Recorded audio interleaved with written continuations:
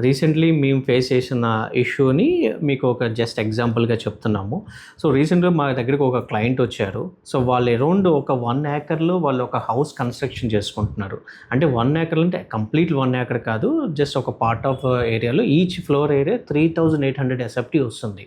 So వాళ్ళు చేసిన mistake ఏంటంటే, వాళ్ళ ప్రీవియస్ ఇంజనీర్ ఏం చేశారంటే అంత డెడ్ స్పేస్ క్రియేట్ చేశారు. సో యాజ్ ఏ ఇంజనీర్గా వాళ్ళ ఫోకస్ ఎలా ఉంటుందంటే, like they will be only the structure part. అంటే ఆయన స్ట్రక్చర్ మీద ఫోకస్ చేశారు కానీ ఇంటీరియర్ మీద అనేది ఫోకస్ చేయాల. సో మీరు ఎవరైనా బిఫోర్ మీరైనా కన్స్ట్రక్షన్ కొనేటప్పుడు కానీ, మీరైనా కన్స్ట్రక్షన్ చేసేటప్పుడు కానీ, సో ప్రాపర్గా ఒక ఇంటీరియర్ డిజైనర్ని బేస్ చేసుకొని, మీరు ఎవరైతే ఇంటీరియర్ డిజైనర్ అనుకుంటారో వాళ్ళకు ఒక్కసారి మీరు ఫ్లోర్ ప్లాన్ పంపించి everything is okay or not అనేది క్రాస్ వెరిఫికేషన్ చేసుకోండి. సో జనరల్గా ఏంటంటే రూమ్ స్పేస్ ఇప్పుడు వాళ్ళ దాంట్లో ఇష్యూ ఫేస్ చేసిందంటే each room around 10 feet into 11 feet, 10 feet into 14 feet అలా క్రియేట్ చేశారు. ఇప్పుడు దాంట్లో మనం బెడ్ ప్లేస్మెంట్ కానీ, కబోర్డ్ ప్లేస్మెంట్ కానీ యూస్ చేసుకున్నాక మనకి స్పేస్ అనేది ఫ్రీ ఫ్లో అనేది ఉండదు ఎక్కడ.